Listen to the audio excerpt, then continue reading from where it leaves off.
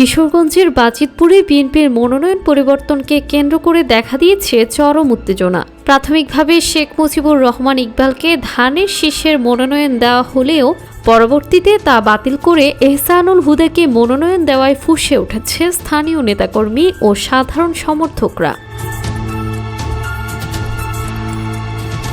বাজিতপুরের রাজপথ প্রকম্পিত হয়েছে হাজারো নেতাকর্মীর স্লোগানে। মিছিলে মিছিলে তারা জানান দেয়, বাজিতপুরের মাটি ইকবাল ভাইয়ের ঘাঁটি।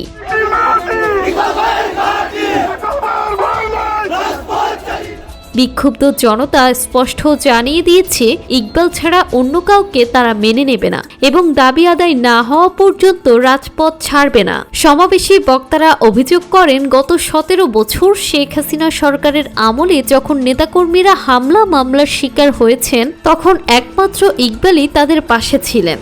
দুঃসময়ী নেতাকর্মীদের ছায়া দিয়ে আগলে রাখা এই নেতাকে বাদ দিয়ে অন্য কাউকে মনোনয়ন দেওয়া হলে বিএনপির জন্য এই আসনটি ধরে রাখা অসম্ভব হবে বলে হাইকমান্ডকে হুঁশিয়ারি দেন তারা।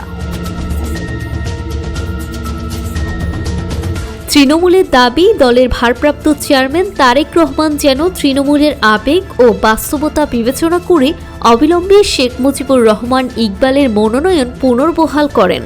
অন্যথায় কঠোর আন্দোলনের বার্তা দিয়েছেন বিক্ষুব্ধ নেতাকর্মীরা। জান্নাতুল তাহসিন, ডেস্ক রিপোর্ট, সকালবেলা।